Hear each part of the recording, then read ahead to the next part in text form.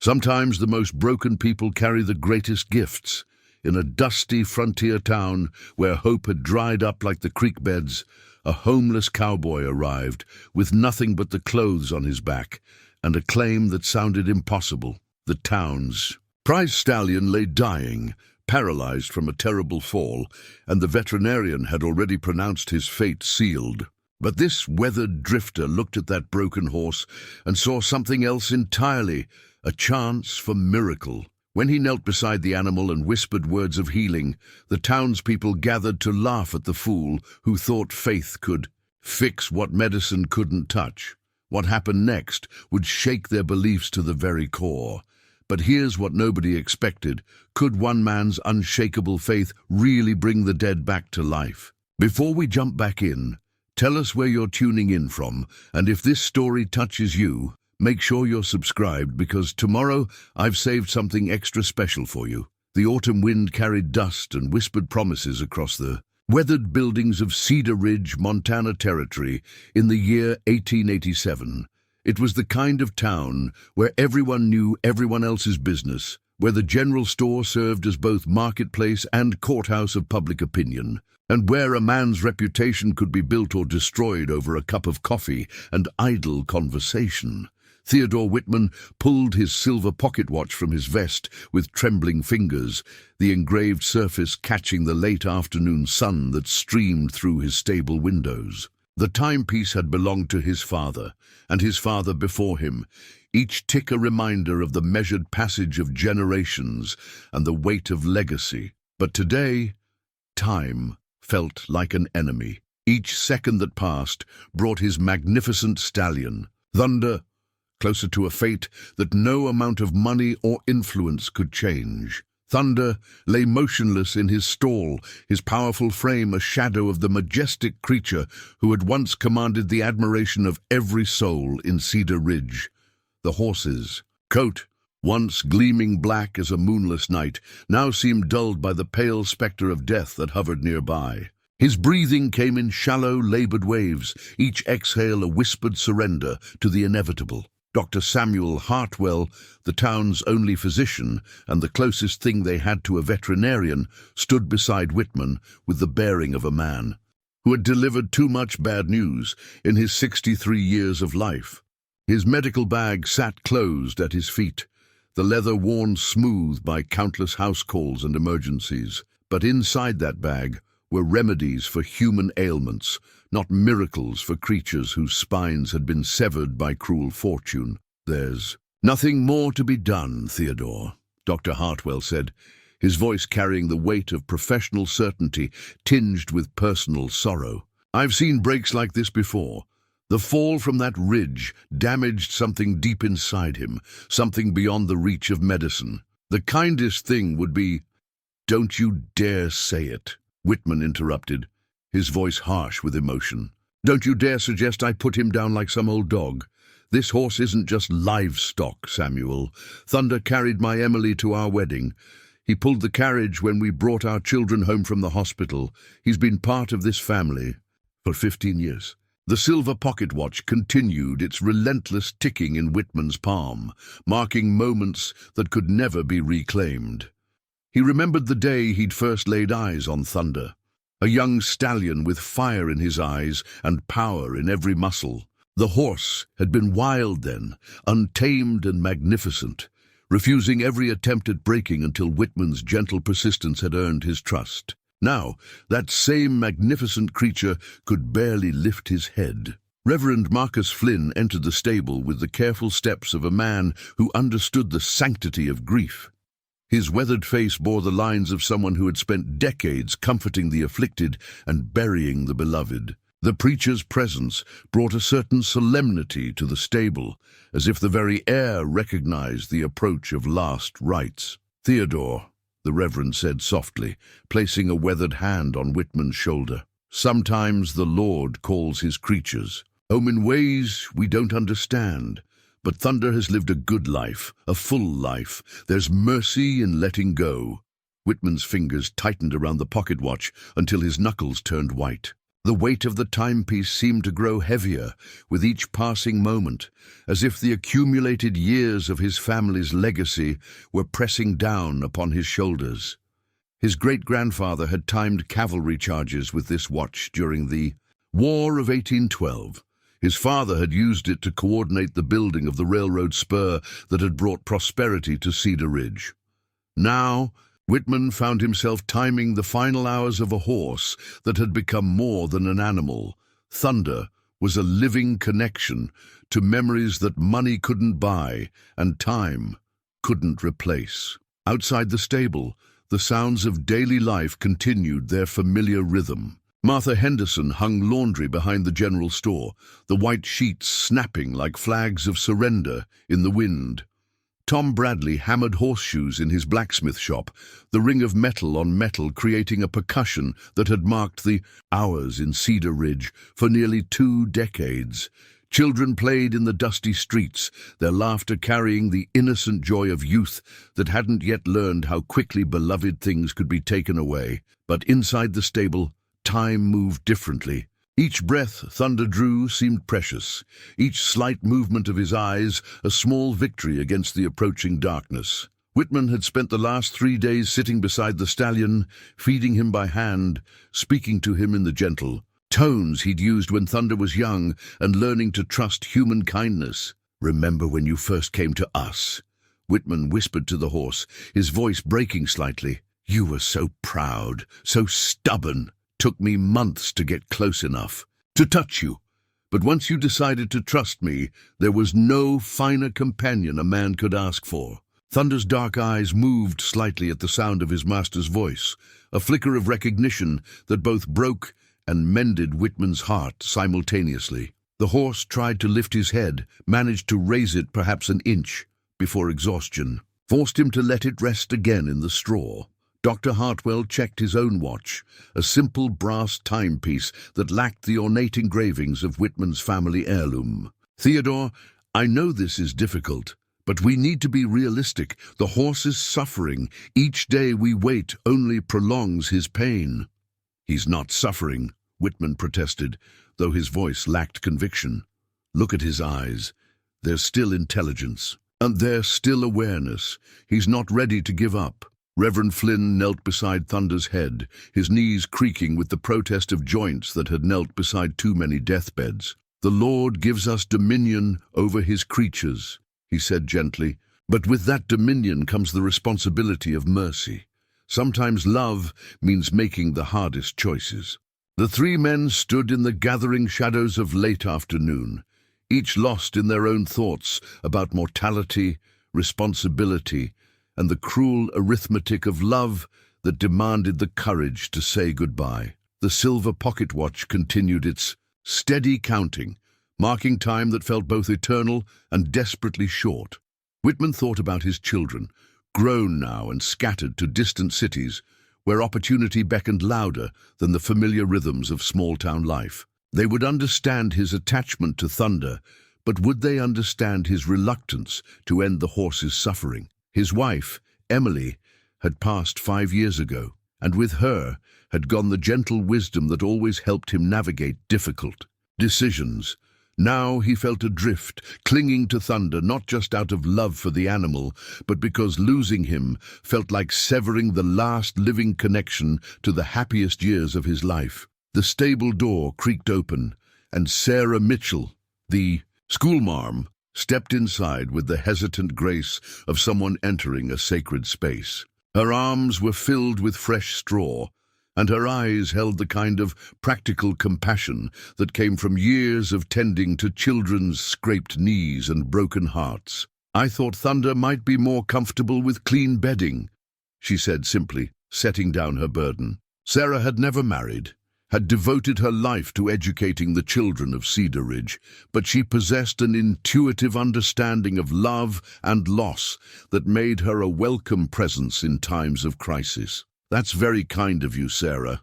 "Whitman," he said, grateful for the gesture and the gentle distraction it provided. Thunder always did favor clean straw. As if summoned by the mention of his name, Thunder's ears twitched slightly, the first voluntary movement he'd made in days. The small gesture sparked a flutter of hope in Whitman's chest, even as rational thought reminded him that such reflexes were common in dying animals. The four adults worked together in comfortable silence, replacing the soiled bedding with fresh golden straw that smelled of summer fields and better times. The simple act of caring for Thunder's comfort seemed to ease some of the helpless grief that had settled over them like a suffocating blanket.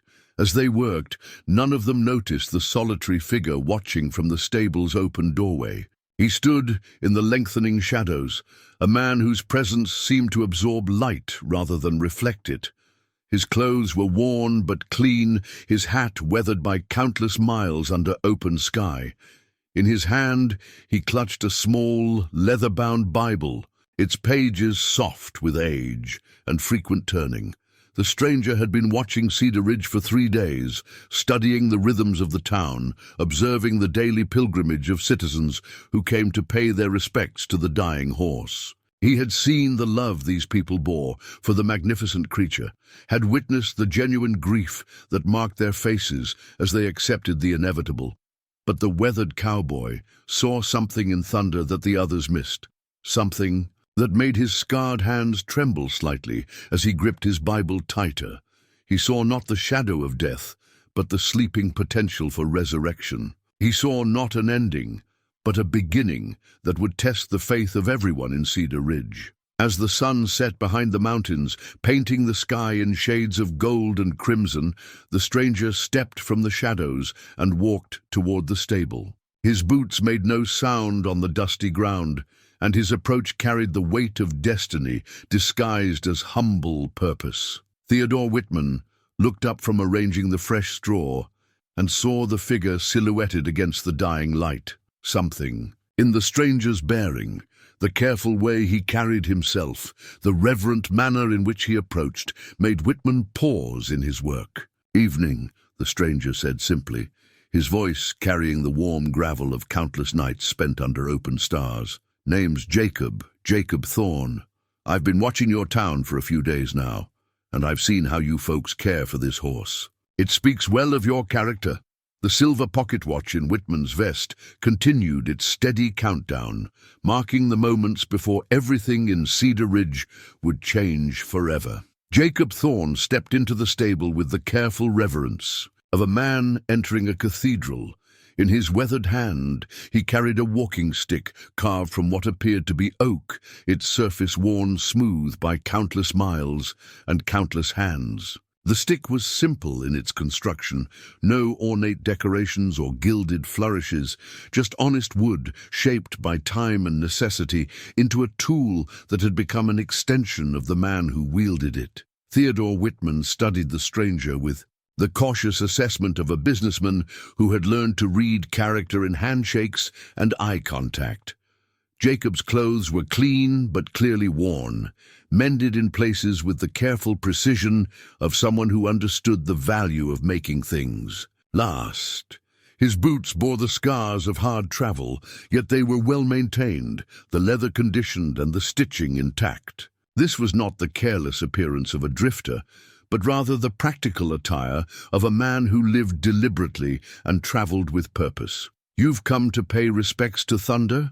Dr. Hartwell asked, his voice carrying the weary politeness of someone who had grown accustomed to curious visitors drawn by news of the magnificent horse's plight. Jacob nodded slowly, his eyes never leaving Thunder's prone form. "In a manner of speaking," he replied, his voice soft but carrying an undertone of something deeper, conviction perhaps, or the quiet confidence of a man who had seen impossible things become possible. "Though I suspect my intentions might differ from those of your other visitors."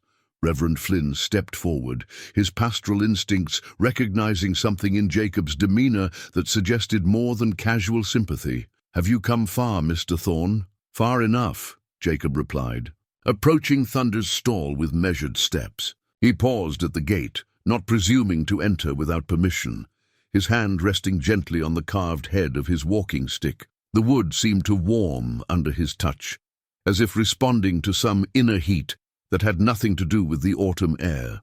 "Far enough to know that distance isn't always measured in miles, Whitman felt his grip tighten reflexively around his silver pocket watch. There was something about this stranger's manner, not threatening exactly, but unsettling in its quiet certainty. "What brings you to Cedar Ridge, Mr. Thorne?" Jacob's eyes remained fixed on Thunder as he answered. "I've been traveling through Montana Territory for several months now, helping where I can, learning what I need to learn.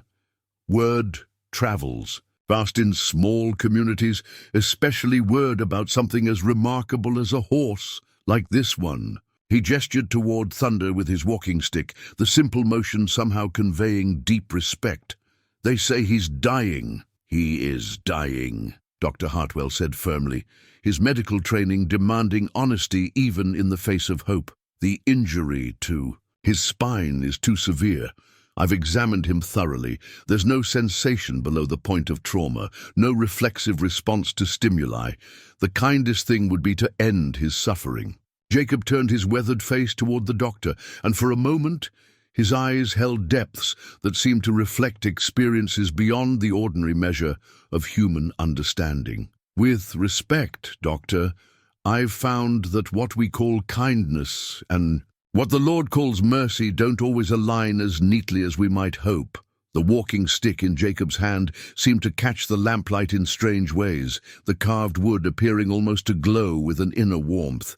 Sarah Mitchell, who had been quietly observing the exchange, found herself staring at the simple tool with growing fascination. There was something about the way Jacob held it, not as a crutch or support, but as an instrument of purpose, a conductor's baton waiting for the moment to direct some unseen symphony.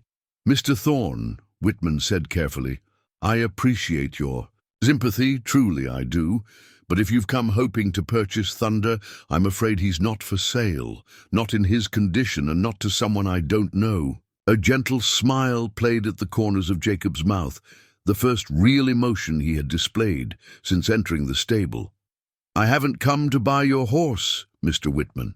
I've come to heal him." The silence that followed was so complete that the only sounds were Thunder's labored breathing and the distant clang of Tom Bradley's hammer from the blacksmith shop. Dr. Hartwell was the first to find his voice, and when he spoke, it was with the careful patience of a medical professional dealing with delusion. "Mr. Thorne, I understand the impulse to want to help, but Thunder's condition is beyond—" "Beyond what?"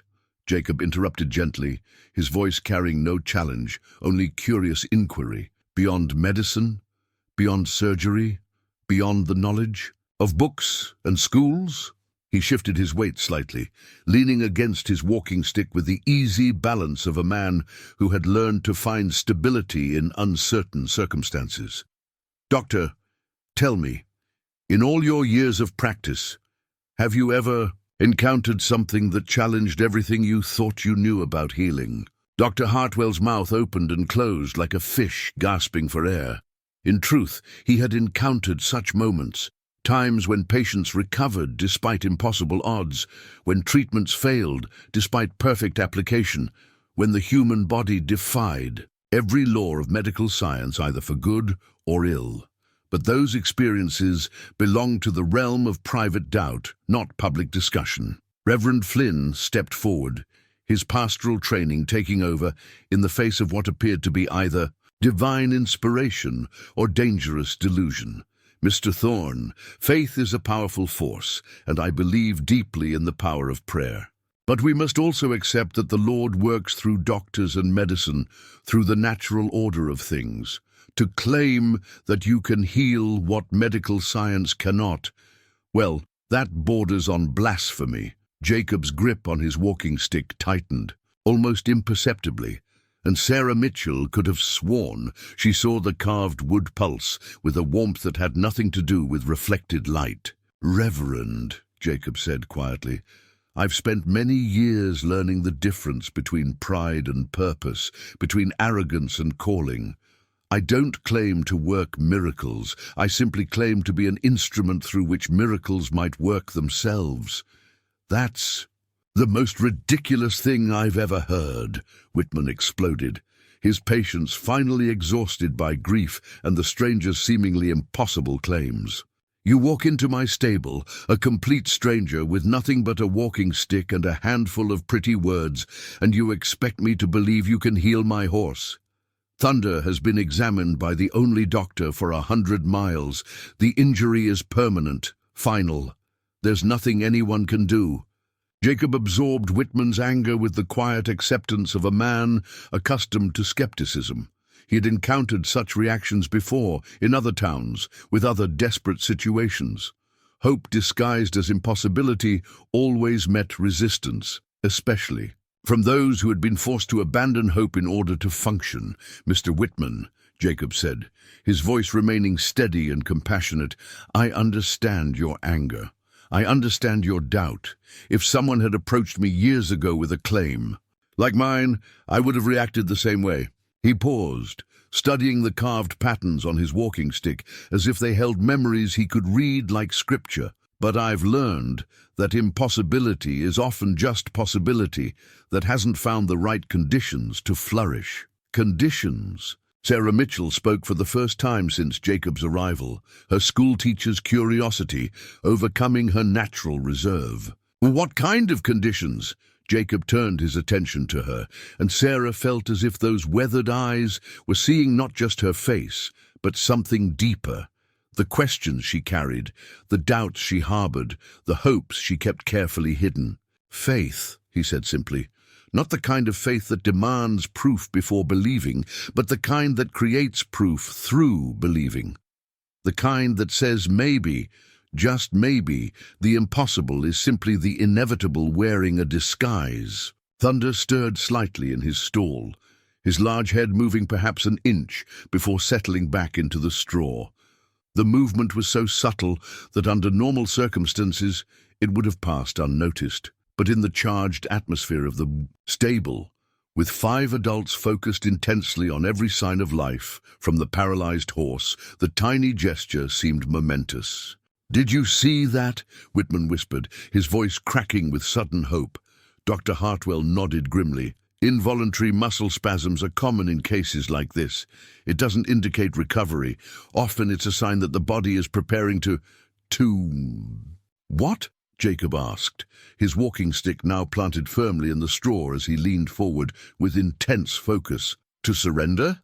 Or to fight?" The question hung in the air like incense, heavy with implications that none of them fully understood. Jacob stepped closer to Thunder's stall, and as he did, his walking stick seemed to catch the lamplight in ways that defied the physics of reflection. The carved wood appeared almost translucent for a moment, as if inner fire were trying to break, free from its earthly confines. "I propose a wager," Jacob said suddenly, his voice carrying the quiet authority of a man who had never learned to doubt himself. "Give me 3 days with your horse, 3 days to attempt what you consider impossible. If Thunder is not walking by the end of that time, I'll leave Cedar Ridge and never speak of healing again." "And if he is walking?" Reverend Flynn asked, his voice barely above a whisper. Jacob's smile was gentle, but touched with something that might have been sadness. "If he is walking, Reverend, then perhaps this town might learn something about the difference between what we call impossible and what God calls inevitable." The silver pocket watch in Whitman's vest seemed to tick louder in the silence that followed, marking time that would either validate the greatest leap of faith Cedar Ridge had ever witnessed or confirm the most heartbreaking delusion any of them had ever encountered. Dawn broke over Cedar Ridge with the kind of golden light that made even the most weathered buildings look touched by divine favor. The morning air carried the crisp promise of autumn, and the faint scent of wood smoke from chimneys already awakened to combat the chill. But inside Whitman's stable, the atmosphere was thick with tension and the weight of impossible promises. Made in moments of desperate hope,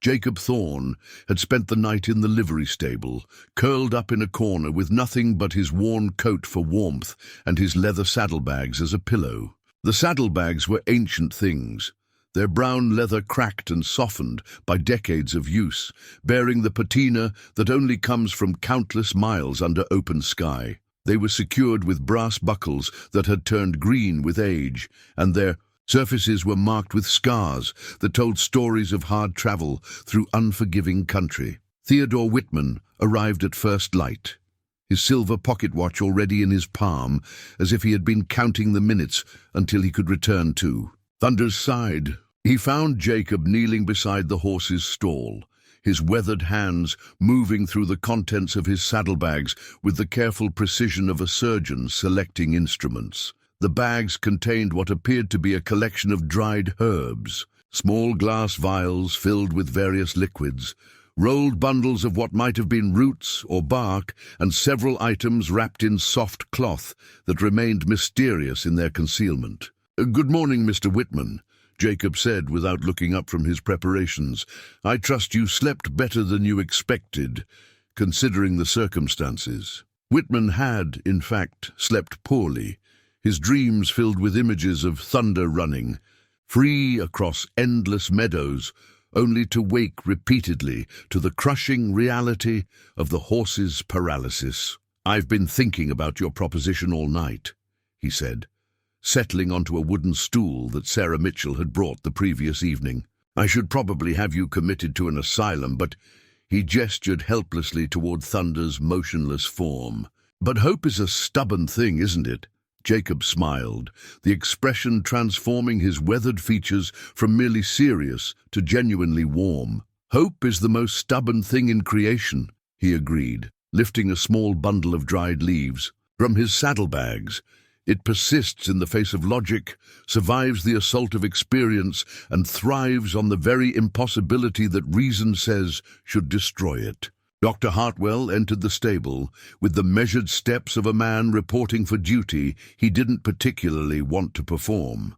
His medical bag hung from his shoulder like a weight, and his face bore the expression of someone prepared to document failure with professional detachment. "Mr. Thorne," he said with forced civility, "I've come to observe your methods in the interest of medical curiosity, you understand." "Of course, Doctor," Jacob replied, his hands continuing their careful inventory of his saddlebag's contents. "I welcome your observation. In my experience, healing works best when witnessed by those trained to recognize both its presence and its absence." Thunder lay as motionless as ever, his great chest rising and falling with the shallow rhythm that had become heartbreakingly familiar to all who loved him. But Jacob approached the stallion with the confidence of a man who saw not what was, but what could be. He moved slowly, speaking in low tones that seemed to resonate from some deep place in his chest. "Easy, boy," Jacob murmured, extending his hand toward Thunder's muzzle. "We haven't been properly introduced, have we? My name is Jacob, and I've come a long way to meet you." To everyone's surprise, Thunder's eyes focused on Jacob's face with a clarity that had been absent for days. The horse's nostrils flared slightly, catching scent of something in Jacob's presence that was different from the parade of visitors who had come to offer sympathy or satisfy curiosity. "He's responding to you," Whitman whispered, hardly daring to believe what he was seeing. Jacob's weathered hand came to rest gently on Thunder's neck, and the horse's ear twitched. A small movement, but the first voluntary response he had shown since the accident. From his saddlebags, Jacob withdrew a small cloth bundle that, when unwrapped, revealed a collection of what appeared to be ordinary stones. But as he arranged them around Thunder's stall, each stone seemed to catch and hold the morning light in ways that defied explanation. "What are those?" Dr. Hartwell asked, his scientific curiosity overcoming his skepticism. "Reminders," Jacob replied simply, placing the last stone near Thunder's head. "Reminders that healing sometimes begins with creating the right environment for miracles to take root." Reverend Flynn arrived as Jacob was opening a small glass vial filled with clear liquid that seemed to shimmer with its own inner light. The preacher's face bore the expression of a man caught between pastoral duty and personal doubt. "Mr. Thorne," he said carefully, "I've spent the night in prayer, asking for guidance about your claims. I feel compelled to ask, are you a man of faith?" Jacob paused in his work, his hands still for the first time since Whitman had arrived. "Reverend," he said quietly, Faith isn't something I have, it's something I am. The question isn't whether I believe in miracles, but whether I'm willing to become one. He poured a few drops of the clear liquid onto his palm and extended it toward Thunder's muzzle. The horse's nostrils fluttered, and for a moment something passed through his eyes that looked remarkably like recognition, not of Jacob specifically, but of something deeper, a connection that transcended the physical realm and touched whatever essence made Thunder more than mere flesh and bone. Sarah Mitchell entered the stable, carrying a basket of fresh bread and a pot of coffee, her practical nature asserting itself in the face of the supernatural tension that filled the space. "I thought you might be hungry," she said to Jacob, though her eyes never left Thunder's face. "You'll need your strength for whatever it is you're planning to do." Jacob accepted the offered bread with genuine gratitude, breaking it carefully and offering a piece to Thunder. To everyone's amazement, the horse managed to take the bread between his teeth, the simple act of eating requiring a coordination that should have been impossible given his condition. "How is he doing that?" Dr. Hartwell demanded, his medical training struggling to accept what his eyes were clearly seeing.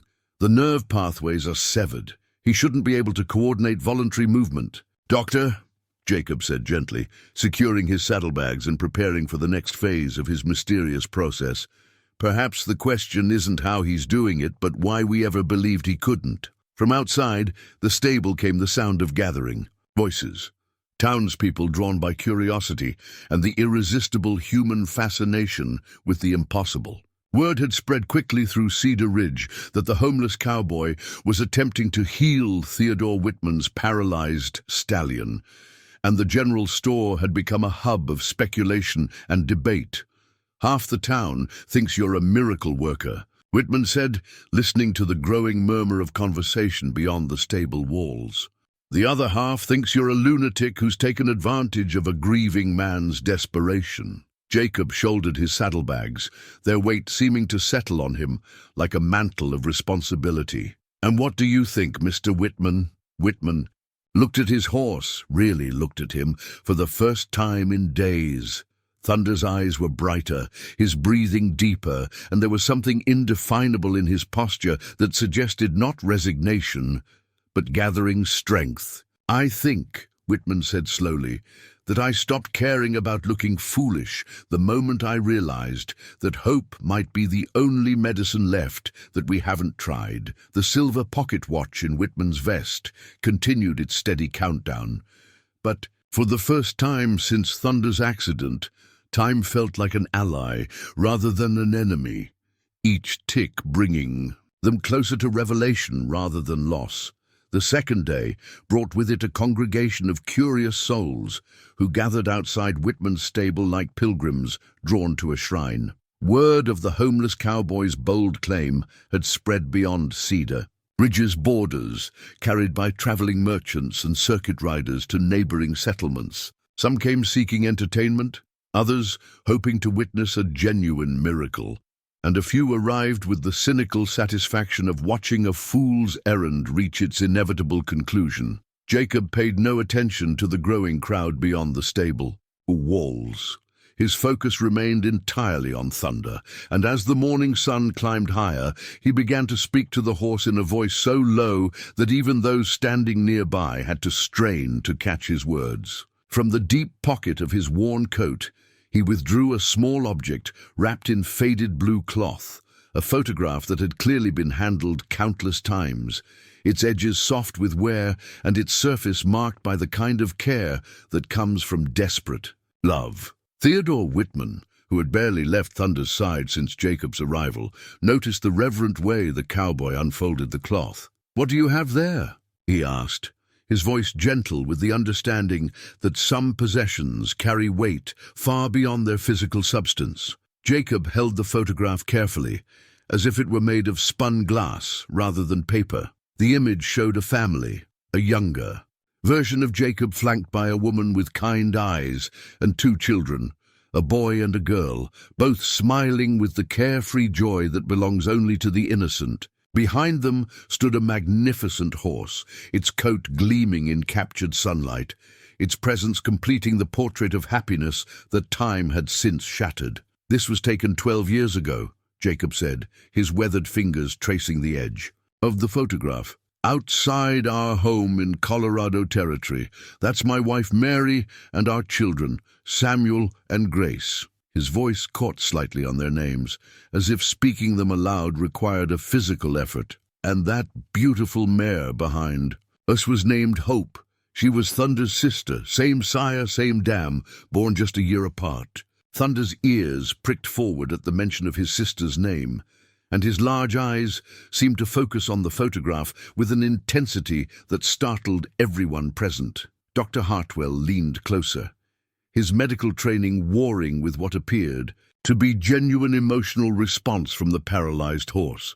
"She could run like the wind," Jacob continued, his voice taking on the dreamy quality of memory. "Hope could outrace any horse in 3 counties, but she was gentle as a lamb with the children. Samuel learned to ride on her back, and Grace, well, Grace used to braid flowers into Hope's mane and pretend they were princesses riding to rescue imprisoned knights." Sarah Mitchell found herself drawn into the story, despite her practical nature. "What happened to them?" she asked softly, though she feared the answer that lived in the haunted depths of Jacob's eyes. Jacob was quiet for a long moment, his thumb moving across the faces in the photograph with infinite tenderness. "Cholera came through our valley in the spring of 1882. Took Mary first, then the children. Hope—" His voice broke completely, and he had to take several deep breaths before continuing. "Hope caught something from the same creek that gave my family the sickness, lost her strength, lost her will to live. The veterinarian said there was nothing to be done, that her system was too compromised to recover. But she did recover," Whitman asked, though he already knew the answer from the way Jacob's face had transformed with remembered grief. "No," Jacob whispered, the word falling like a stone into still water. "I couldn't save her. I tried everything, medicine, prayer, bargaining with the Almighty. But I was too broken by loss, too consumed by my own grief to be the kind of vessel through which healing could flow. Hope died 3 days after Grace, and I buried her beside the family plot with my own hands." Thunder made a sound, not quite a whinny, but a low vocalization that seemed to carry understanding and sympathy. His great head moved slightly, as if trying to nuzzle the photograph that held the image of his sister. "After that," Jacob continued, carefully rewrapping the photograph and returning it to his pocket, "I wandered, spent years moving from place to place, carrying guilt like a stone in my chest. I thought if I could learn enough, study enough, pray enough, maybe I could prevent another family from experiencing the kind of loss that had hollowed me out." Reverend Flynn, who had been listening with the rapt attention of a man hearing a confession, stepped forward. "Is that when you discovered your gift for healing?" Jacob's laugh was bitter as winter wind. "Gift? Reverend, what I discovered was that grief can either destroy a man or transform him. I chose transformation, but the price was learning to live with the knowledge that every healing I've accomplished since then carries the weight of the one I failed to achieve." Dr. Hartwell, despite his scientific skepticism, found himself moved by Jacob's story. "How many have you helped since then?" "Dozens," Jacob replied, running his hands along Thunder's neck with infinite gentleness. "Horses, cattle, even a few dogs and cats. Animals seem to understand suffering in ways that humans sometimes cannot. They don't question the possibility of healing. They simply accept it or reject it based on something deeper than logic." "But never people?" Sarah asked, her schoolteacher's instincts recognizing the careful way Jacob had limited his claims. Jacob's silence stretched long enough to become uncomfortable before he finally answered. "People carry complications that animals don't. Doubt, fear, the need to understand what they're experiencing. Animals simply feel, simply trust, simply allow. People need explanations that I'm not qualified to give." Outside the stable, the crowd had grown larger and more restless.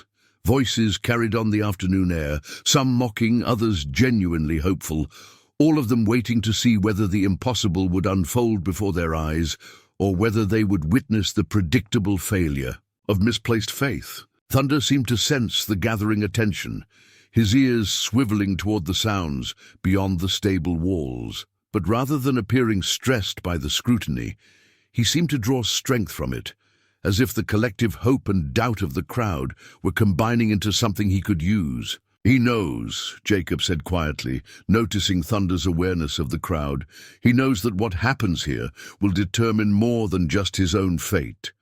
Sometimes healing requires an audience, not for the glory of the healer, but for the multiplication of faith that comes when many hearts hope for the same impossible thing." As the sun reached its zenith, Jacob began a new phase of his mysterious treatment.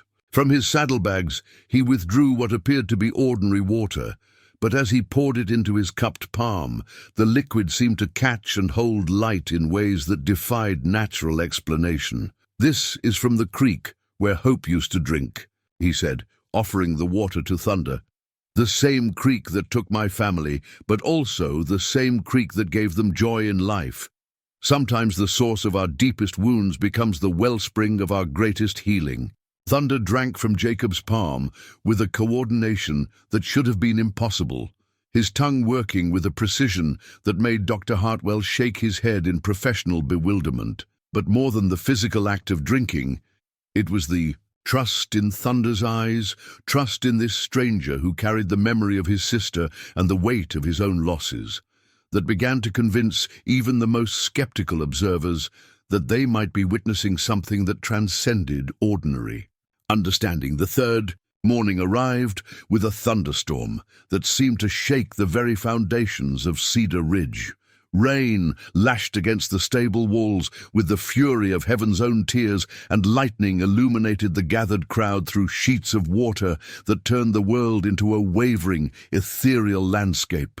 But inside the stable, an island of calm persisted, centered around the unlikely triangle formed by a paralyzed horse, a homeless cowboy, and a mason jar filled with the clearest water anyone had ever seen. Jacob held the jar up to the lamplight, and the water inside seemed to glow with an inner radiance that had nothing to do with reflected flame. He had retrieved it at dawn from a spring he claimed to have discovered in the mountains above Cedar Ridge, a source so pure that it appeared to contain liquid light rather than ordinary water. "Where exactly did this come from?" Dr. Hartwell asked, his scientific mind struggling to categorize what his eyes were clearly seeing.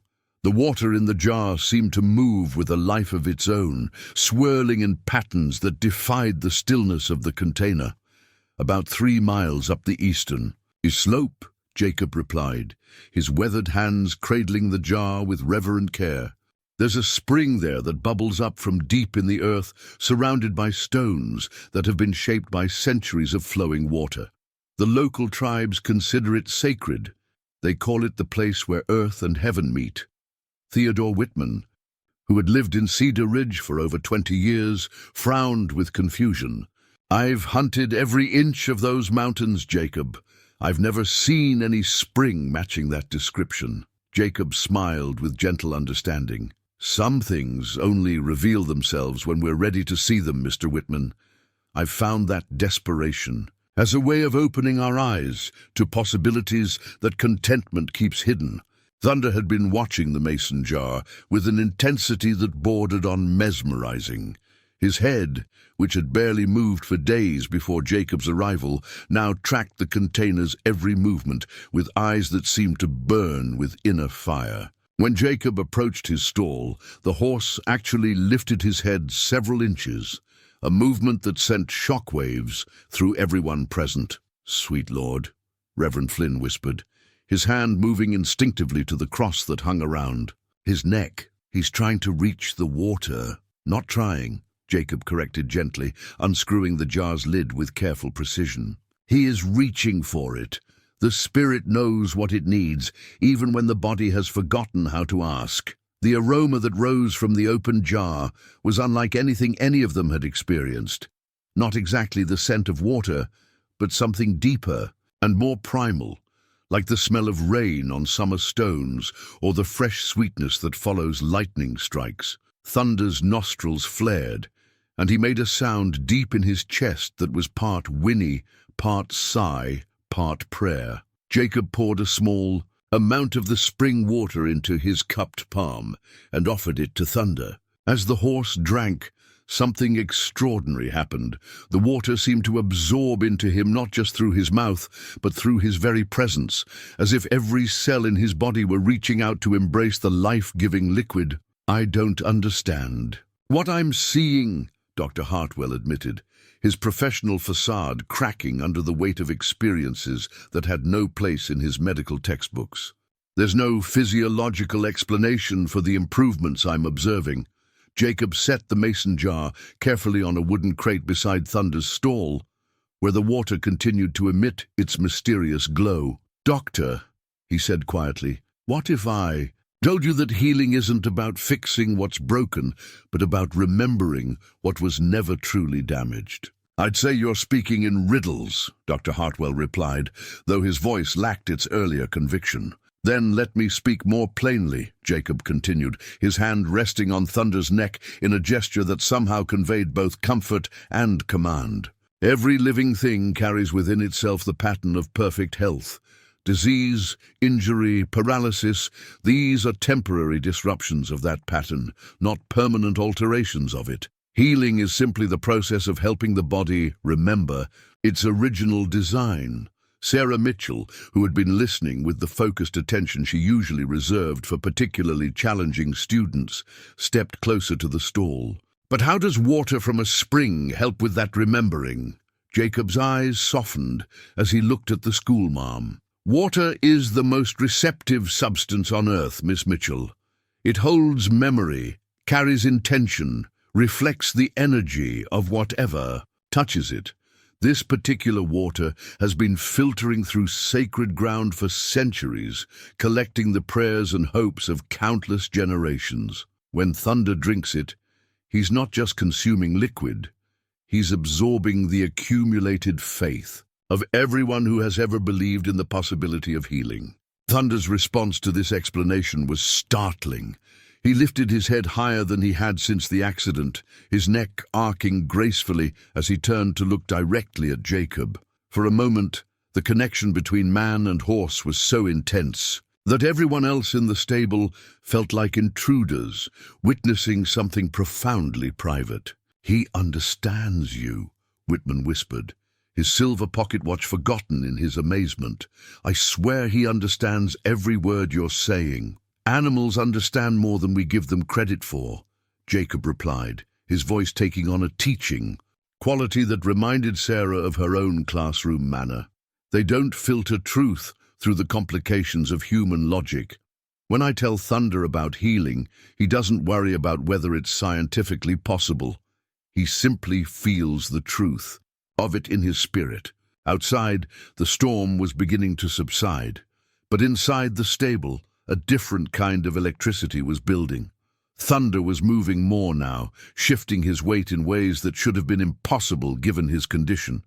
His tail switched, once, twice, then settled into a rhythm that seemed to match some internal pulse that only he could hear. Reverend Flynn found his voice, though it came out as barely more than a whisper. "Jacob, I need to ask you something directly. Are you claiming to be some kind of prophet? Some messenger sent by the Almighty?" Jacob's laugh was genuinely amused, the sound seeming to lighten the charged atmosphere in the stable. "Reverend, I'm nothing more than a broken man who learned that sometimes our deepest wounds become the channels through which grace flows most freely. I don't perform miracles. I simply try to get out of the way so that miracles can perform themselves." He lifted the mason jar again, and as he did, Thunder's entire body seemed to align itself toward the sacred water.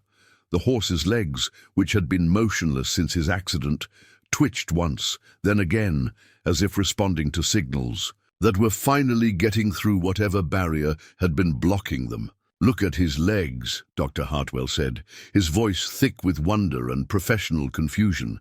"There's definitely neurological activity, But according to every examination I performed, that should be impossible. Jacob poured another measure of spring water into his palm, but this time, instead of offering it to Thunder to drink, he began to sprinkle it gently over the horse's paralyzed limbs. Where each drop touched, Thunder's skin seemed to come alive, muscles contracting and releasing, in patterns that suggested not random spasms, but coordinated preparation for movement. "What's happening to him?" Whitman asked, his voice caught between hope and terror at the magnitude of what they might be witnessing. Jacob's answer was simple, but it carried the weight of absolute conviction. "He's remembering how to be whole." If summoned by Jacob's words, Thunder's right rear leg moved, not a twitch or spasm, but a deliberate, controlled movement that brought his hoof into contact with the stable floor. The sound of that hoof striking wood was like thunder itself, announcing to everyone present that the impossible was beginning to unfold in the quiet sanctuary of a small-town stable. By the afternoon of the third day, Cedar Ridge had transformed into something resembling a frontier revival meeting. The crowd outside Whitman's stable had swelled to nearly 100 people, drawn from settlements as far as 50 miles away. They came in wagons and on horseback, some camping in the streets, others setting up makeshift vendor stalls to sell food and coffee to the gathering believers and skeptics alike. Inside the stable, the atmosphere had grown tense with expectation and doubt. Jacob worked quietly in Thunder's stall, his weathered hands weaving grass and soft hemp into an intricate braided rope halter. Unlike the harsh leather bridles commonly used to control horses, this creation was a work of art, gentle curves, and careful knots designed to guide rather than force, to suggest rather than demand. "What's the point of that contraption?" demanded Marcus Brennan, the town's banker, who had arrived that morning with a group of what he called concerned citizens. Brennan was a practical man who measured the world in dollars and cents, and Jacob's mysterious methods struck him as elaborate theater designed to separate fools from their money. "If the horse can't move, what good is a halter going to do?" Jacob didn't look up from his careful braiding as he replied, "Mr. Brennan, sometimes we need to prepare for miracles before they arrive. Faith without preparation is just wishful thinking." Dr. Hartwell, who had been observing Thunder's condition throughout the morning, found himself caught between his medical training and the evidence of his own eyes. The horse's improvement was undeniable. Increased alertness, voluntary movement of his head and neck, and responses to stimuli that should have been impossible given his injuries. But the doctor's scientific mind struggled to accept explanations that existed outside the realm of proven medical fact. "Jacob," Dr. Hartwell said carefully, "I've been thinking about what you said yesterday, about healing being a matter of remembering rather than repairing. From a medical standpoint, there might be some truth to that. The human body has remarkable regenerative capabilities that we don't fully understand." "But," Jacob prompted, sensing the hesitation in the doctor's voice, "but what you're claiming goes beyond regeneration. You're talking about reversing damage that was catastrophic and permanent. I've seen Thunder's X-rays, examined his spine thoroughly. The injury was complete, devastating.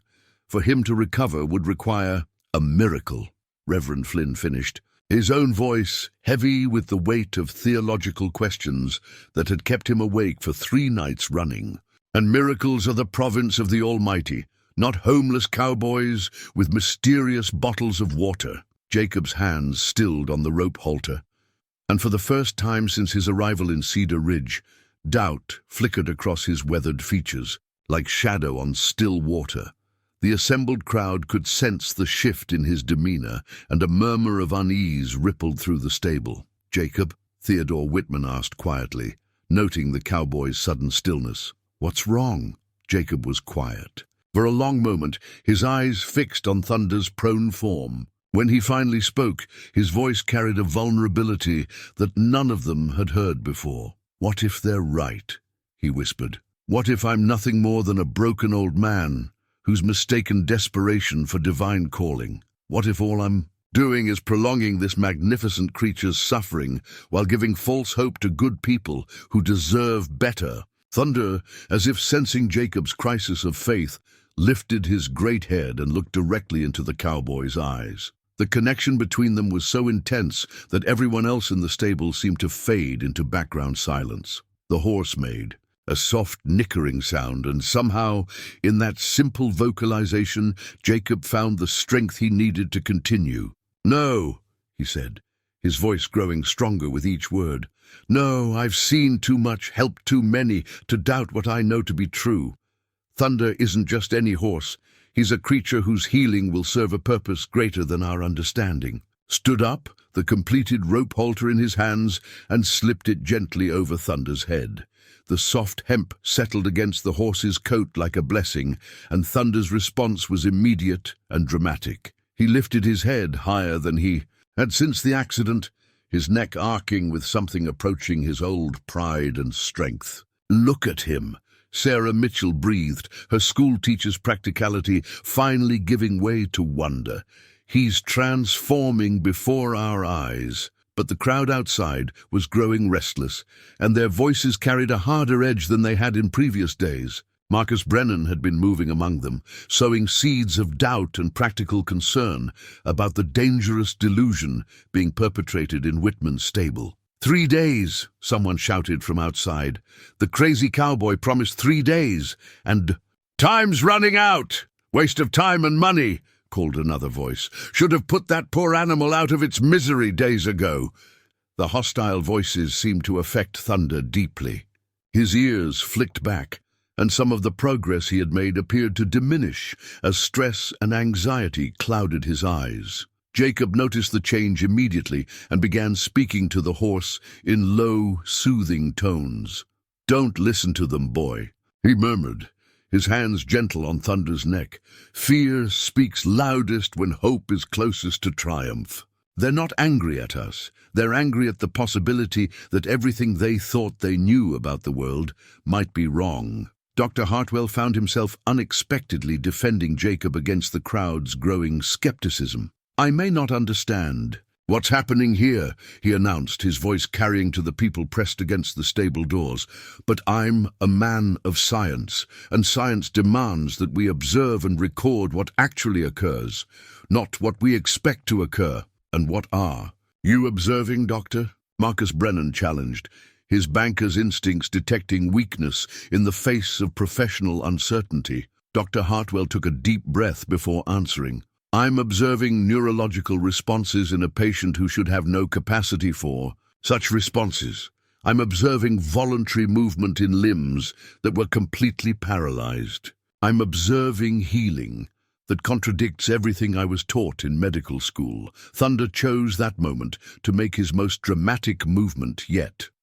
Using the gentle guidance of Jacob's rope halter, he managed to lift his head nearly 18 inches off the stable floor and turn it toward the crowd at the door. His eyes, which had been dulled by injury and approaching death, now blazed with something that could only be described as defiant life. A hush fell over the entire gathering, those inside the stable and those crowded outside, as they witnessed the impossible sight of a horse that had been given up for dead, displaying clear signs of returning vitality.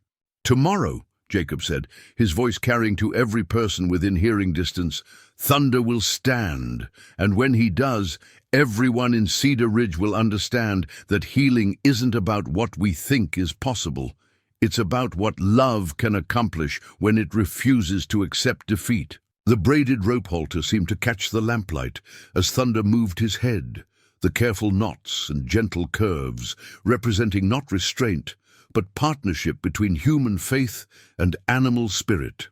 And in that moment, even the most skeptical observers began to wonder if they might be witnessing something that would change their understanding of what was possible in a world they thought they had figured out. The revelation came not through words, but through the accidental spilling of a life carefully hidden. As Jacob knelt beside Thunder in the pre-dawn hours of the 4th day, preparing for what he had promised would be the moment of healing, his worn coat caught on a nail protruding from the stable wall. The fabric tore with a sound like a whispered secret finally demanding to be heard, and from a carefully concealed inner pocket tumbled an object that changed everything everyone thought they knew about the homeless cowboy. It was a military medal, tarnished with age and wear, but still recognizable as the Congressional Medal of Honor. The ribbon was faded, the bronze dulled by years of being handled in moments of private remembrance, but the inscription remained clear. Captain Jacob Matthew Thorne, 7th Cavalry Regiment, for exceptional valor in the Battle of Little Bighorn, June 25, 1876. Theodore Whitman, who had arrived early to check on Thunder's condition, stared at the fallen medal with the kind of stunned recognition that comes when the impossible suddenly becomes inevitable. "Sweet Jesus," he whispered, his voice barely audible in the morning stillness. "You're Captain Thorne, the Captain Thorne." Jacob's hands froze where they had been gently massaging Thunder's legs, and for a moment the weight of 11 years of carefully constructed anonymity settled on his shoulders like a physical burden.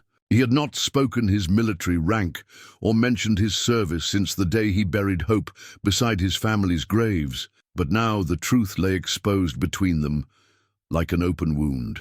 "I was Captain Thorne," Jacob said quietly, not looking up from Thunder's still form.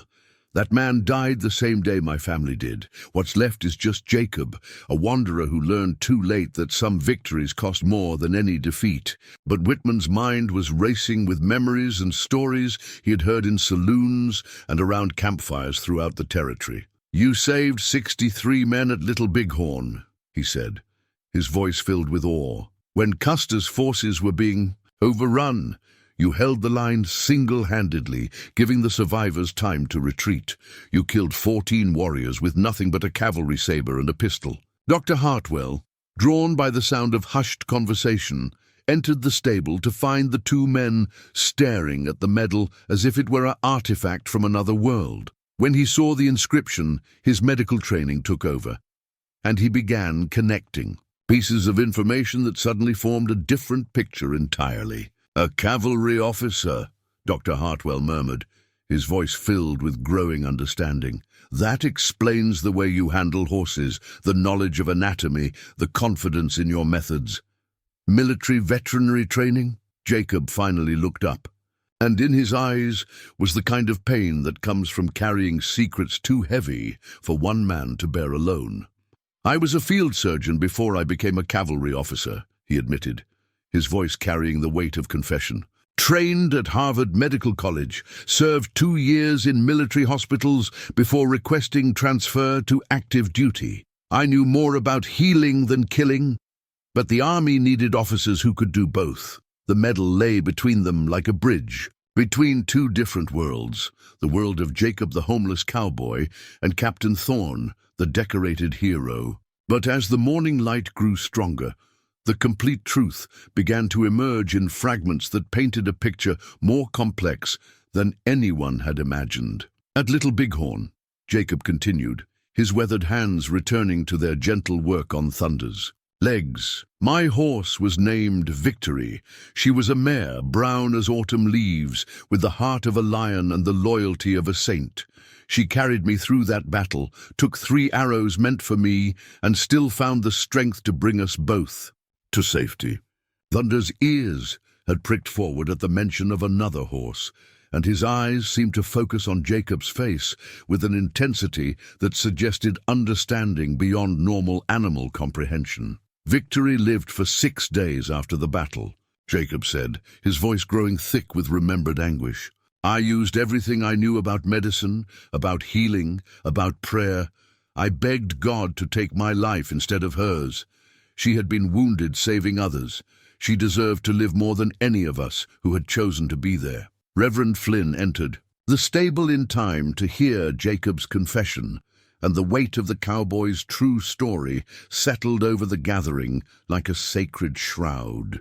"But she died anyway," the preacher said softly, not as a question, but as a statement of understanding. "She died in my arms." Jacob confirmed, his hands never stopping their gentle massage of Thunder's paralyzed limbs. And something died in me with her. I couldn't understand how God could let such goodness perish while sparing someone like me, someone who had taken lives in the name of duty and honor. The tarnished medal seemed to pulse with its own inner light as Jacob continued his story. After the funeral, they gave Victory full military honors, buried her with her saddle and bridle. I resigned my commission. Couldn't bear to serve in a world where the innocent suffered for the choices of the guilty. Sarah Mitchell had arrived.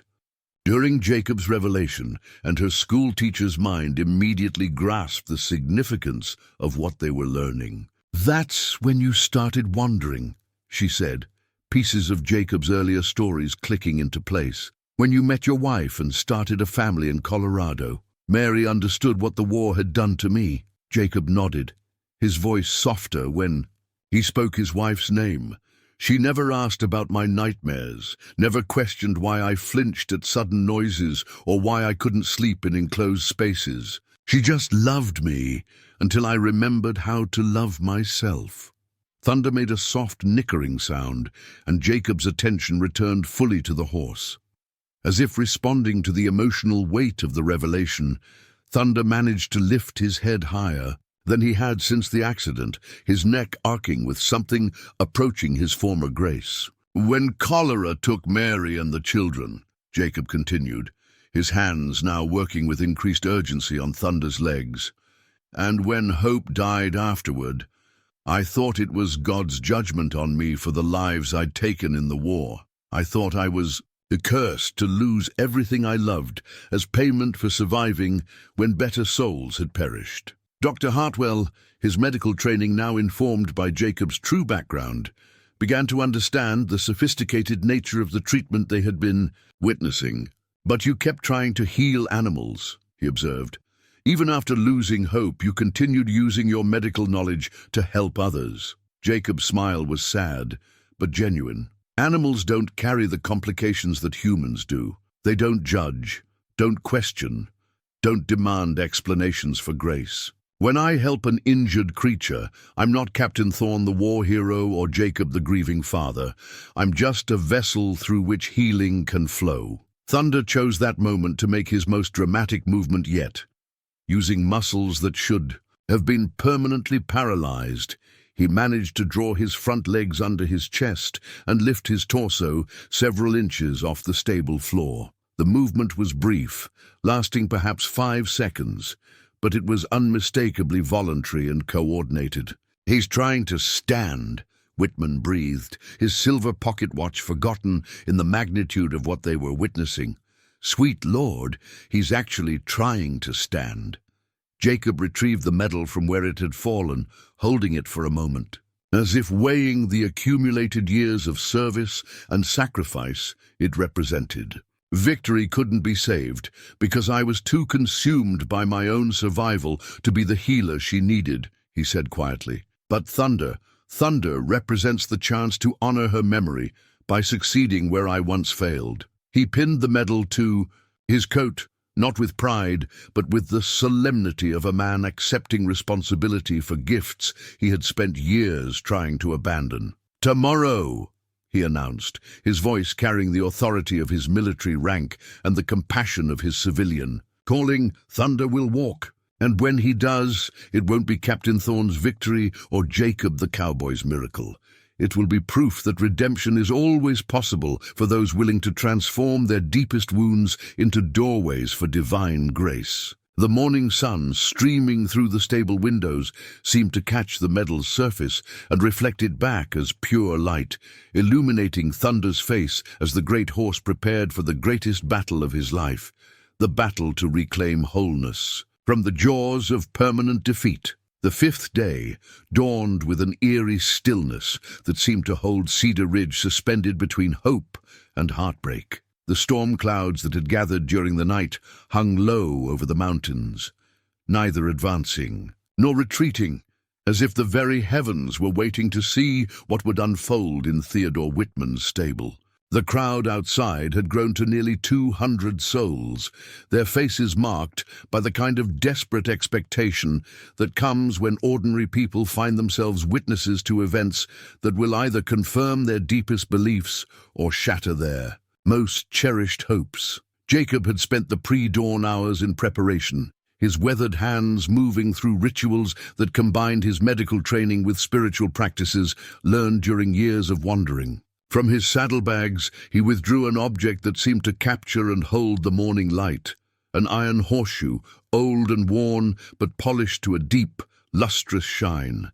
The metal was unmarked by rust, despite its obvious age, and as Jacob held it, up to examine its surface, the horseshoe seemed to pulse with an inner warmth that had nothing to do with external temperature. "This belonged to Victory," Jacob said quietly to Theodore Whitman, who had maintained his vigil throughout the night. "She wore it on her right front hoof during the Battle of Little Bighorn. When she died, I had it removed and kept it as a reminder of courage in the face of impossible odds." Whitman accepted the horseshoe with reverent hands, feeling the surprising warmth of the metal against his palms. "It's beautiful," he murmured, turning the shoe to catch the lamplight. "But why bring it now?" Jacob's smile carried the weight of 11 years of preparation for this moment. Because Thunder needs to understand that healing isn't just about overcoming injury. It's about embracing the courage to stand when every instinct tells you to remain fallen. Victory carried that courage in her bones, and now Thunder needs to carry it in his spirit. Dr. Hartwell arrived as the morning light was beginning to filter through the stable windows, his medical bag in one hand and a sheaf of papers in the other. His face bore the expression of a man who had spent the night wrestling with scientific principles that seemed increasingly inadequate to explain what he had been observing. "I've been reviewing every medical text I own," he announced, his voice carrying the frustration of a rational man confronting the irrational. "There's no precedent for what we're seeing, no documented case of spontaneous recovery from injuries as severe as Thunder's. Yet the evidence of my own observations is undeniable." Jacob placed the iron horseshoe carefully beside Thunder's head, where the great stallion could see and scent the metal that had once protected his fallen sister. Thunder's response was immediate and profound, his eyes focused on the horseshoe with an intensity that seemed to burn with inner fire, and he lifted his head with a coordination and strength that should have been medically impossible. "He recognizes it," Sarah Mitchell whispered, her schoolteacher's instincts recognizing the kind of deep learning that transcends ordinary education. "He knows what that horseshoe represents." Outside the stable, the crowd's energy was building towards something that felt both electric and dangerous. Word of Jacob's true identity as Captain Thorne had spread through the gathering like wildfire, transforming the cowboy from a mysterious vagabond into a figure of almost mythological significance. Some saw him as a messenger of divine providence, others as a war hero whose suffering had earned him supernatural abilities. But a growing faction, led by Marcus Brennan and other practical-minded citizens, viewed the entire spectacle as an elaborate fraud designed to separate fools from their money and reason from their common sense. 5 days of this nonsense, Brennan announced to anyone within hearing distance. 5 days of watching a decent man torture himself and a dying horse with false hopes. It's cruel, it's irresponsible, and it's time to put an end to this charade. But inside the stable, something was building that had nothing to do with crowd sentiment or public opinion. Thunder was changing, not gradually, but in surges of transformation that seemed to rewrite the very rules of biological possibility. His breathing had deepened, his muscle tone was improving visibly, and most remarkably, he was beginning to respond to stimuli in his lower extremities. Jacob knelt beside the horse, his hands moving in patterns that seemed to combine medical massage with something that looked almost like prayer, made physical. Where his fingers touched, Thunder's skin seemed to come alive with renewed circulation and nerve response. The iron, Horseshoe beside the stallion's head seemed to pulse in rhythm with Jacob's movements, as if the three elements, man, horse, and sacred metal, were becoming synchronized in purpose. "Jacob," Reverend Flynn said quietly, approaching the stall with the careful steps of a man entering sacred ground, "I need to ask you something that's been troubling me. Are you doing this through divine power, or through some knowledge you gained in your medical training?" Jacob's hands never stopped their rhythmic work as he considered the question. "Reverend," he replied finally, "I've learned that the line between divine power and human knowledge isn't as clear as we sometimes pretend. God gave us minds to learn, hands to heal, hearts to believe. Maybe the real miracle isn't that healing happens, but that we're allowed to participate in it." Thunder's tail switched once, a movement so subtle that only those watching closely would have noticed it. But to everyone present, that tiny gesture represented a victory more significant than any military decoration or medical breakthrough. It was proof that life persists, that hope has substance, that the impossible is simply the inevitable waiting for the right moment to reveal itself. The iron horseshoe seemed to grow warmer as the morning progressed, its surface reflecting light, in patterns that defied explanation. Jacob lifted it carefully and held it against Thunder's chest, just above the stallion's heart. The effect was immediate and dramatic. Thunder's entire body seemed to align itself around the metal's presence, as if the horseshoe were serving as a compass point directing the horse's spirit back to wholeness. "I can feel his heartbeat through the metal," Jacob said, wonder filling his voice despite years of witnessing similar moments. "It's strong, regular, vital. This is the heart of a horse preparing to run, not preparing to die." Outside, the crowd's mood was shifting with the barometric pressure of the approaching storm. Thunderclouds rolled across the sky like dark apostles, announcing Judgment Day, and the first drops of rain began to fall with the weight of destiny. Some in the crowd saw the weather as an omen of divine approval, others as nature's warning. Against hubris and false hope, Tom Bradley, the blacksmith, pushed through the crowd with the determined stride of a man carrying urgent purpose. In his massive hands, he held a set of horseshoes he had been working on throughout the night.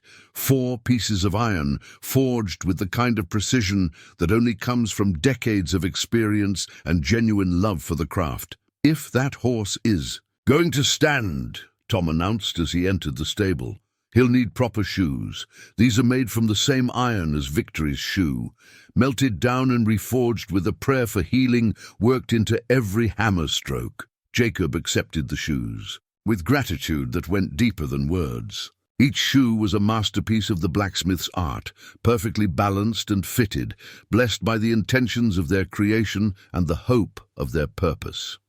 As he arranged them around Thunder's prone form, the horseshoes seemed to complete a circle of protection and power that had been building since his arrival in Cedar Ridge. Thunder's response to the presence of the 4 shoes was electric. His head lifted higher than it had since the accident, his neck arcing with pride and strength, and for the first time since his injury, he made a sound that was unmistakably a whinny, not the soft nickering of a dying animal, but the bold call of a stallion asserting his presence in the world. "My God," Dr. Hartwell breathed, his scientific skepticism finally giving way to wonder. "He's preparing to rise. Every muscle in his body is coordinating for the attempt." Jacob stood and stepped back from Thunder's stall, his hand resting on the original iron horseshoe that had belonged to Victory. The moment had arrived, the culmination of 5 days of preparation, 11 years of wandering, and a lifetime of learning that healing is not about overpowering death, but about creating conditions where life can remember how to flourish. "Thunder," Jacob said, his voice carrying the authority of his military rank and the compassion of his civilian calling. "It's time to show Cedar Ridge what courage looks like when it refuses to accept defeat." The great stallion's eyes met Jacob's, across the small distance of the stall, and in that gaze was a communication that transcended species, circumstance, and the ordinary limitations of what creatures should be able to accomplish. Thunder gathered himself, his muscles coiling with power that seemed to flow not just from his own body, but from some deeper source that connected him to Victory's spirit, to Jacob's faith, and to the collective hope of everyone who had dared to believe that miracles could still happen in a world that had grown too practical to expect them.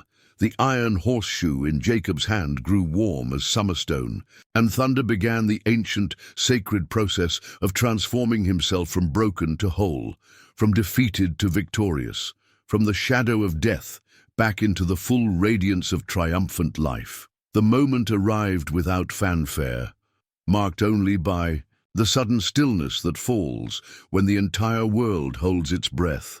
Thunder lay in his stall, every muscle in his powerful frame coiled with potential energy, while Jacob stood beside him, holding the iron horseshoe that had carried Victory through her final battle. The crowd outside had grown silent, their earlier chatter and debate replaced by the kind of reverent hush that precedes either miracles or tragedies. Then, as if summoned by the intensity of collective hope and fear, a single white feather drifted down from the stable rafters, floating through the air with impossible grace before settling gently on Thunder's forehead. The feather was pristine, luminous in the lamplight, seeming to carry within its delicate structure all the peace and promise that heaven might offer to a broken world. Theodore Whitman gasped at the sight, his silver pocket watch forgotten in his trembling hands. "Where did that come from?" he whispered, his voice barely audible in the sacred silence. Jacob's eyes followed the feather's descent with the recognition of a man who had learned to read the signs that ordinary sight could not perceive. "Sometimes," he said quietly, "when the moment is right and the need is great, heaven sends us reminders that we are not alone in our struggles." Dr. Hartwell, his scientific mind still functioning despite the impossibility of what he was witnessing, looked up into the stable rafters for any sign of a bird's nest or opening where the feather might have originated. But the wood above was solid, unmarked, showing no evidence of any creature that could have produced such a perfect plume. The white feather seemed to pulse with its own inner light as Thunder focused his eyes upon it. The stallion's breathing deepened, and his entire body began to vibrate with an energy that felt both ancient and eternal. Jacob stepped closer to the stall, the original horseshoe warming in his hands until it felt like a coal drawn fresh from the blacksmith's forge. "Thunder," Jacob said, his voice carrying the gentle authority of someone who had learned to speak to souls rather than merely to bodies. "It's time. Victory is waiting to see you run again." The great horse's response was immediate and overwhelming. Every muscle in his body contracted simultaneously, and with a movement that defied medical explanation, Thunder drew his front legs beneath his chest and began the monumental effort to rise. The white feather remained perfectly balanced on his forehead, as if held there by invisible hands determined to witness the miracle unfolding.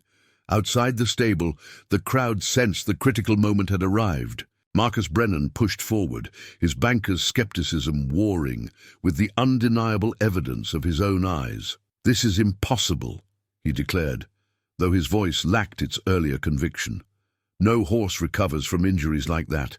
It's medically impossible." But impossibility had become irrelevant in the face of what was actually occurring.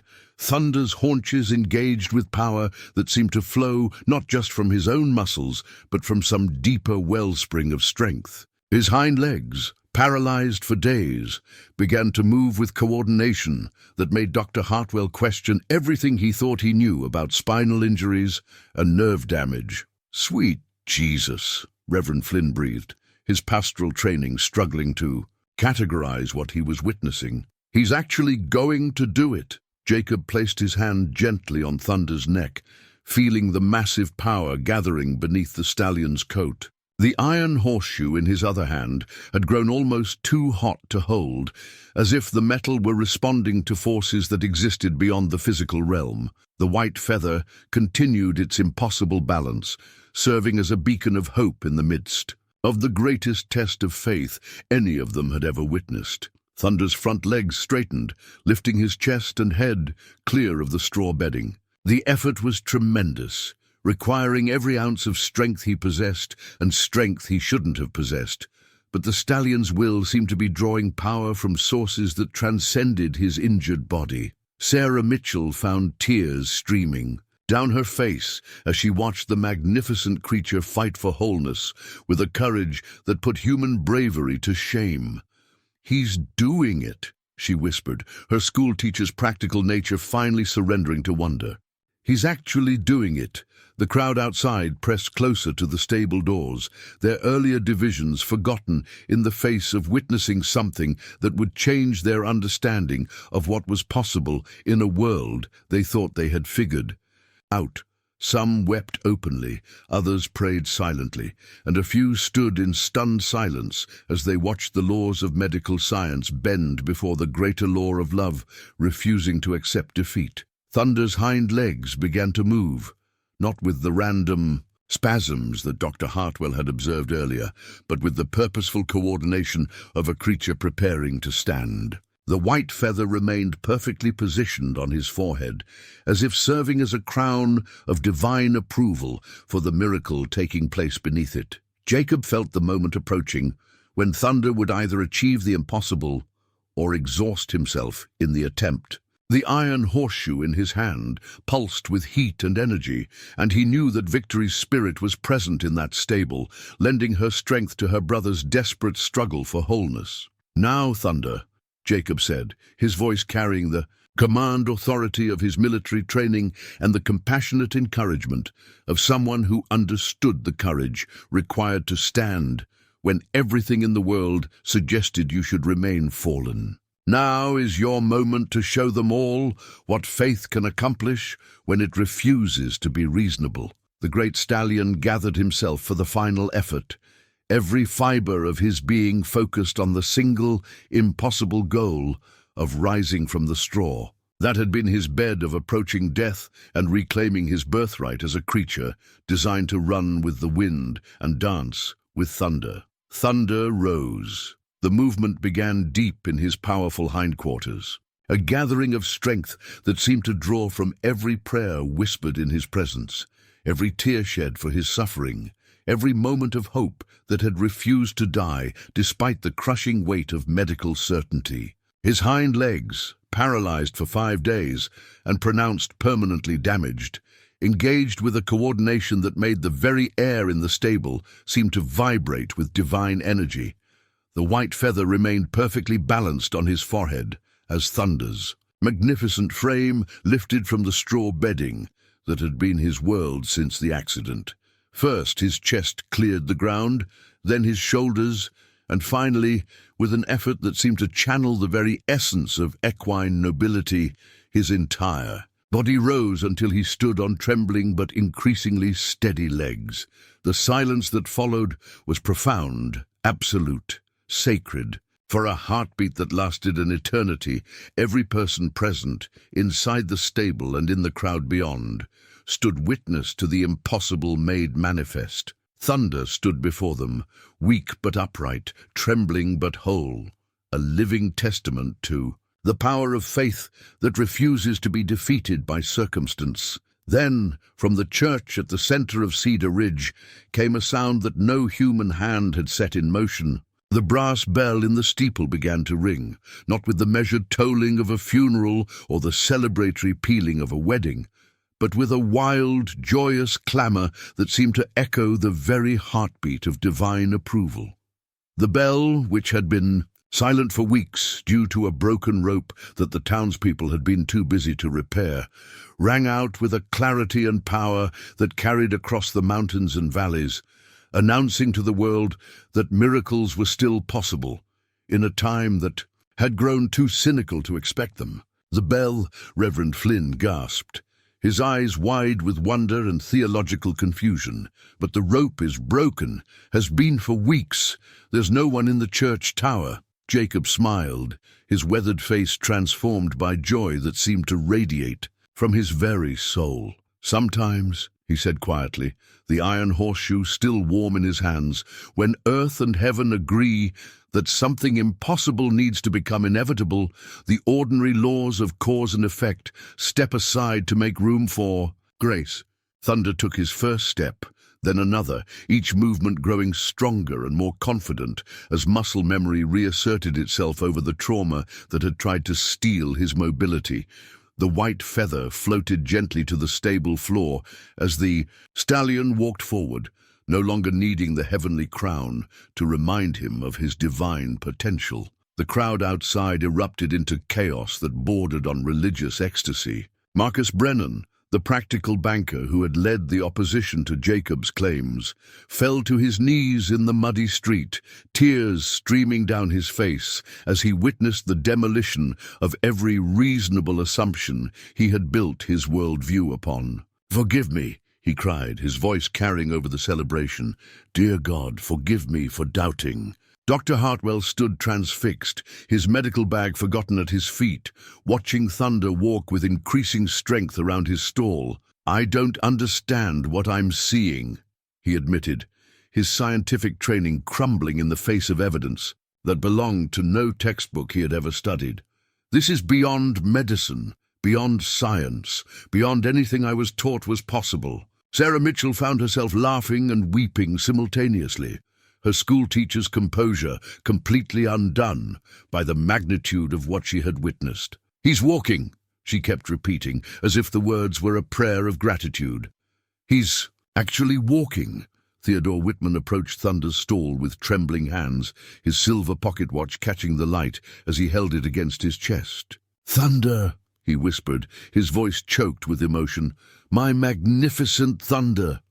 The stallion turned toward his master's voice, and in his eyes was a light that had been absent since the accident, not just the light of returning health, but the deeper illumination that comes from having journeyed to the edge of death and returned with proof that love is stronger than loss, that hope is more powerful than despair, that miracles are not violations of natural law, but fulfillments of love's deepest promises. Jacob stepped back from the stall, his role in the healing complete, but his connection to Thunder undiminished. The iron horseshoe in his hands had cooled to normal temperature, its purpose fulfilled, its energy transferred to the creature it was meant to protect. Around the stable, Tom Bradley's newly forged shoes waited to carry Thunder back into a life of running and strength and joy. The brass bell continued its impossible ringing, each peal a note in a symphony of celebration that seemed to involve not just the townspeople of Cedar Ridge, but the very mountains and sky that surrounded them. Birds took flight in response to the sound, their wings catching sunlight that broke through the storm clouds for the first time in days, painting the world in shades of gold and hope. "Jacob," Reverend Flynn said, his voice filled with awe and theological questions that would take years to answer. "What you've done here, it's changed everything. People will remember this day for generations. They'll tell stories about the cowboy who raised a horse from death itself." Jacob's smile was gentle, but tinged with the sadness of someone who understood that his work in Cedar Ridge was complete. "They won't remember me, Reverend," he said quietly, watching Thunder's continued recovery with satisfaction. "They'll remember that they witnessed proof that healing is always possible for those brave enough to hope when hope seems foolish, and loving enough to believe when belief demands everything they have to give." Thunder whinnied then, a sound of pure joy that rose above even the celebration of the crowd and the impossible ringing of the church bell, announcing to the world that death had been defeated, paralysis had been conquered, and the impossible had become gloriously, triumphantly inevitable. Dawn broke 3 days later over a Cedar Ridge transformed. The town that had been divided by skepticism and hope now moved with the unified purpose of people who had witnessed the impossible and found their understanding of the world fundamentally changed. Theodore Whitman's stable had become an unofficial shrine, visited by pilgrims from hundreds of miles away who came to see Thunder, not the broken horse he had been, but the magnificent stallion he had become once more. Thunder stood in his paddock, his coat gleaming in the morning sun, wearing Tom Bradley's masterfully crafted shoes that caught the light with every step. He moved with grace and power, showing no signs of his former paralysis except for a deeper wisdom in his eyes, the kind of profound understanding that comes only from having journeyed to the edge of death and returned with proof that miracles are not violations of natural law, but fulfillments of love's deepest promises. But Jacob was gone. Theodore Whitman had discovered the cowboy's absence that first morning after Thunder's healing, finding nothing in the stable except a handwritten letter folded carefully and placed on the stall where Thunder now stood whole. The paper was rough, the kind that could be purchased from any general store, but the words written upon it carried the weight of a man's entire understanding of faith, healing, and the courage required to hope when hope seems foolish. The letter, which Whitman had shared with the entire town, was brief but profound in its simplicity. Dear friends of Cedar Ridge, by the time you read this, I will be walking toward whatever purpose awaits me beyond your beautiful town. Do not look for me, for my work here is complete, and Thunder no longer needs the presence of an old soldier who has finally learned to distinguish between the battles worth fighting and the victories worth celebrating. What you witnessed was not magic, nor was it the special gift of one broken cowboy.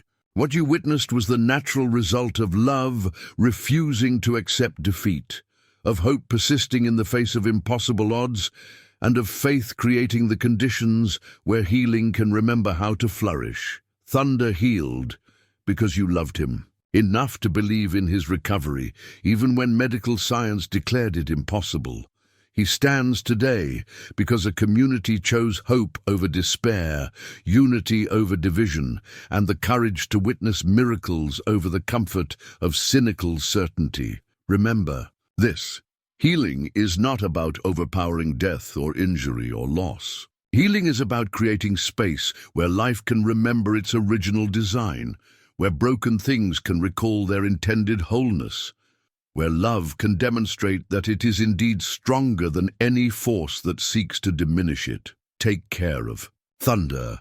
He is more than a horse now. He is a living reminder that impossible is simply another word for inevitable, waiting for the right conditions to reveal itself. When children ask you about the day he rose from paralysis to wholeness, tell them that miracles happen not because the world breaks its own rules, but because love writes rules that the world is still learning to read. May your faith always be stronger than your fear, your hope more persistent than your doubt, and your love more powerful than any force that would seek to convince you that broken things cannot be made whole. With gratitude for your trust and prayers for your continued courage, Jacob Thorne. Dr. Hartwell had framed the letter and hung it in his office, where patients could read it while waiting for treatment. The physician had found that his own practice had been transformed by what he had witnessed, his medical training now informed by a deeper understanding of the connection between hope and healing, between community support and individual recovery. I still can't explain what happened in scientific terms, Dr. Hartwell told visitors who came seeking explanation for Thunder's miraculous recovery. But I've learned that some truths are too profound for science to fully contain. What I can tell you is that healing involves more than medicine. It requires the kind of faith that creates space for the impossible to become inevitable. Sarah Mitchell had incorporated Thunder's story into her school curriculum, using it to teach children about courage, community, and the power of refusing to give up on those we love. Her classroom had become a place where young minds learned that miracles were not interruptions of normal life, but the natural result of love applied with enough persistence and faith to transform circumstances that seemed permanent and unchangeable. What's the most important lesson Thunder teaches us? She would ask her students, and invariably they would answer in unison. that broken things can be made whole again. Reverend Flynn found his sermons transformed by the experience, his theology deepened by having witnessed divine grace manifest in the humble setting of a frontier stable. The church's brass bell, which had rung impossibly during Thunder's healing, had become a symbol of hope for the entire region. Visitors came from distant territories just to hear the bell that had proclaimed a miracle, and Flynn would tell them that the sound they heard was not just bronze and wind, but the voice of heaven celebrating every time love refuses to be defeated by circumstances. Theodore Whitman never sold Thunder, despite offers that would have made him the wealthiest man in Montana Territory. Instead, he opened his ranch to visitors, allowing people to see the horse whose healing had reminded an entire community that faith could move mountains, heal the broken, and transform despair into triumph. The silver pocket watch that had marked time during Thunder's darkest hours now measured moments filled with joy and wonder. Whitman would show it to visitors, explaining how its steady ticking had once counted down to what he thought was inevitable loss, but had instead measured the approach of the greatest miracle he had ever witnessed. Years later, when storytellers would gather in saloons and around campfires to share tales of the impossible, they would speak of Thunder and Jacob as if they were figures from legend rather than recent memory. But in Cedar Ridge, the people who had been present that day carried a different kind of knowledge, the understanding that they had witnessed not legend but truth, not myth, but the revelation that miracles remain possible for those brave enough to hope when hope requires everything they have to give. Thunder continued to run across the Montana landscape with the joy of a creature who had learned that death could be defeated, that paralysis could be overcome, and that love applied with enough faith and community support could accomplish what medicine declared impossible.